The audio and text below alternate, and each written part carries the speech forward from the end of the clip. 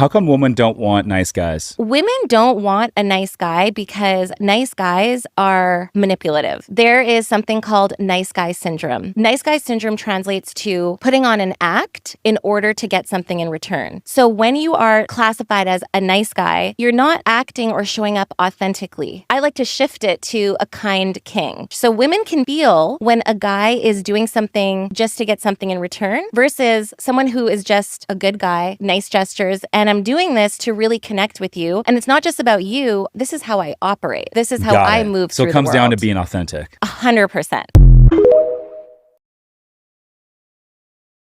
There's one type of man that is worse than a cheater. It is the man who performs like he is the good guy. He's disciplined, he's kind, he cares about his family. And then you find out the manipulative liar driven by lust with excuses for everything but accountability for nothing. One thing about being a good man, all you can think about is how these chicks be stuck to this man like glue. I'm over here trying to cheat on morals and respect, and I'm getting ghosted. This doing the most devious acts, and she can't leave him alone. It ain't no advantage. Men say when they want an excuse to be toxic. They always tell anyone who would listen, no, I was a good guy. Oh, I was so good to this one woman, this one time. And when she did me wrong, now everybody got to get done like this. Now I got to dog every woman out. But it's not because I'm a bad guy. It's because I was a good guy and she changed me. She made me.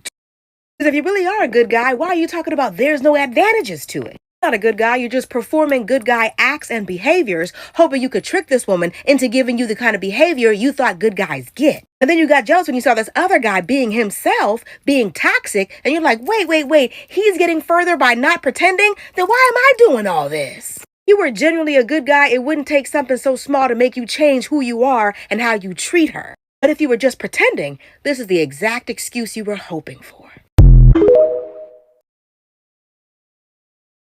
There's a very specific type of man that I would wholeheartedly advise you to stay away from at all costs, and that is the self-proclaimed nice guy, because self-proclaimed nice guys are never nice guys. They are monsters in disguise who are not going to show you who they are until they get what they want. There are good, decent, and genuine men out there. And then there's also these self-proclaimed nice guys. One of the biggest differences is that a nice guy is always going to remind you of the things he does for you. And he's always going to remind you of how nice of a guy he is or how good of a man he is. Whereas a man who's actually decent and actually a good man, he's not going to remind you of anything. He's going to do what he has to do, and he's going to keep it to himself. Genuine men are not out here reminding you of how good of a man they are. That's what nice guys do. Something else these nice guys do a lot is they always complain about how women reject them and how no woman out there wants them because they're too nice. It's not that they don't want you because you're too nice. You just come off as desperate, clingy, intense, and in some cases creepy. Nice guys will act very charming toward women. They'll tell her what it is exactly that they think she wants to hear so they can get on her good side so she could end up liking him, until he realizes that this woman has no interest in him and she rejects him. Then his true colors come out. He lashes out with personal attacks. He criticizes her body, calls her a this and that. And in some cases, he might even hurt her physically for being rejected. Nice guys will act good toward a woman, but then when they finally end up with her, they treat her horribly because he was never really a nice guy to begin with. It was all a facade to get what he wanted. Nice guys are incels, let's call it what it is. So if you ever hear a man telling you about how good of a man he is or how nice he is, run away immediately. That is a huge red flag, because I guarantee that no man who is worth anything, a good, upright, moral, decent man, no man like that is out here bragging about how good of a man they are. They'll show you, they won't just tell you. Quiet entitlement is the backbone of the nice guy abuser. They don't yell or scream or hit things. Their control is a lot more passive, insidious, and quiet. Their entitlement is subtle and it's easy to miss. I'm going to walk you through a list of the red flag behaviors of the nice guy abuser. They play the good guy, the nice guy. They use politeness and performative kindness to build their reputation. But they won't do kind things for people unless it is witnessed. A really good example of this was Tom Sandoval. He gave money to Sheena when she was going through a hard time. He did it quietly, he did it subtly, until he needed to use it. to prove that he's such a nice guy. They control things more indirectly, kind of quietly pushing you to do things their way. And they might frame it as concern or logic. But babe, this way just works better. But it's more logical if we do it this way. They are quietly keeping score of everything that they do for you. Anytime their reputation is challenged, they'll bring up things that they've done for you, kindnesses, support, finances. They quietly believe that you owe them in some way, usually in loyalty or compliance. They need to be the one to teach or explain. They will constantly position themselves to be like the smarter one. I know more about this. Let me teach you. Let me show you. They'll dismiss your emotion, your intuition, and your knowledge. You're misinformed or you're just emotional right now. They withhold affection and attention for punishment. This could look like they go really cold when you disappoint them or when you set a boundary. They expect emotional caretaking, but they offer very little in return. They'll complain about crazy exes or women who changed. And this one's important. They believe that them being a good man means they deserve you. They are entitled to you because they're a good man. Quiet entitlement is about believing that you exist to meet his needs. But he'll never say that outright. He'll hide behind charm and self-pity, but when he feels like he's losing control of his reputation, you, attention, that's when things will escalate. Women were raised with the biggest indoctrination camp with these four insufferable losers. The nice guys who weren't actually kind. Don't date the nice guy, sis. He will be your biggest op. The nice guys in movies and shows really function as a tool to condition women to eagerly disrupt their lives, give up their dreams, and center these mid-men. And also view these romantic relationships as their destiny instead of the oppression that they were. Don't go. What? Please stay with me. I am so in love with you. Please don't go. Oh my God. I know. I should have waited till now to say it, but Yuck. that was stupid. Okay, I'm sorry, but I'm telling you now. I love you. Do not get on this plane. Girl, get on that plane. Miss, are you boarding the plane? Hey. I know you love me. I know you do. Miss.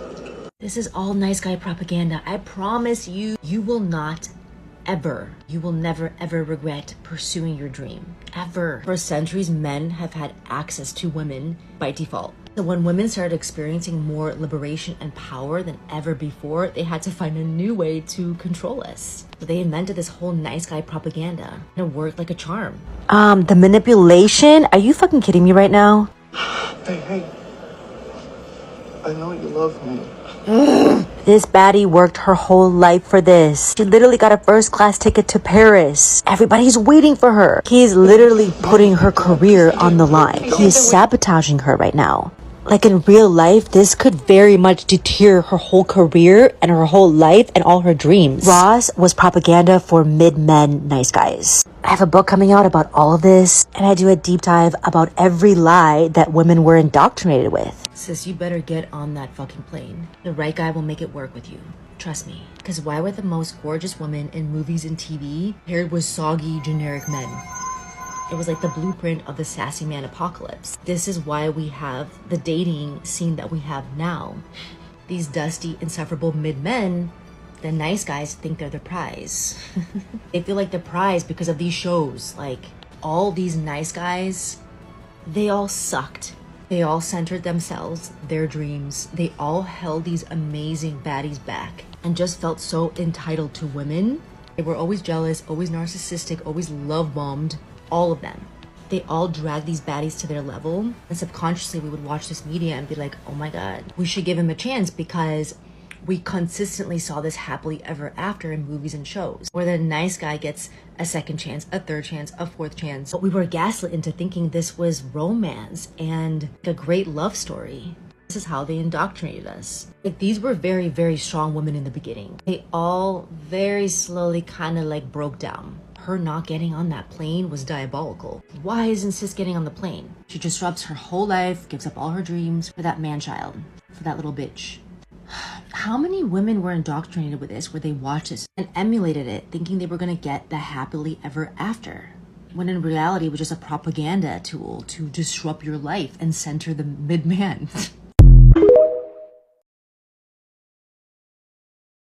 This is the upbringing of the avoidant nice guy, and I want you to comment below how accurate this is. We have an emotionally absent father and an emotionally unstable mother. When a mother can't rely on her romantic partner and she has no community, she ends up doing what she can to survive, and so she will lean emotionally on her child. And the child often fills the emotional gaps that the marriage can't. And I want you to think about what it's like for a young boy in this situation. He's watching his father emotionally abandon or mistreat his mother, and he feels helpless. He might even develop a deep distaste towards his father, and he makes an internal decision. I will never be like my father. I won't yell. I won't drink. I'll be nice. He doesn't just become close with his mother, he becomes enmeshed. He feels responsible for her emotions. He's very sensitive to her criticism, but he idealizes the sacrifices that she made for the family. But isn't it good, a man that's close with his mother? Not always. Because here's what most people miss. He doesn't actually hate the structure of his parents' relationship, because what he observed was a woman who stayed, who tolerated, and endured. What looked like devotion to him was often an absence of choice. What looked like happiness was often suppression and dissociation as a way to survive. And without even realizing it, he learns two things. Love meant enduring no matter what, and closeness requires a loss of self. So he tells himself, I never want to depend on anybody because I don't want anybody to treat me the way my father treated my mother. That boy grows up to be independent, self-reliant, and high-performing. And so when he starts dating, he's looking for someone who's independent as well, because dependence feels suffocating. This man doesn't know how to express his needs because as a child, he wasn't allowed to have them because he was busy managing his mother's. He doesn't know how to bring up problems because he saw what happened to his mother when she did. So he thought, you know what, I'm just gonna let this roll off my back because I'm an easygoing nice guy. So he avoids, he minimizes, and he sweeps everything under the rug and he says everything is fine. But underneath, he's irritated to shit by expectations, emotional dependence, and his loss of autonomy. One of the ways that men get away with their abusiveness is by being the nice guy, by being the guy that everybody thinks is good. Maybe he does things for his neighbors, he's generous, he's kind, you think he's really sweet to his wife. He could be a youth pastor, he could be the handyman in the neighborhood, he could be a businessman, it doesn't matter. These men seem nice.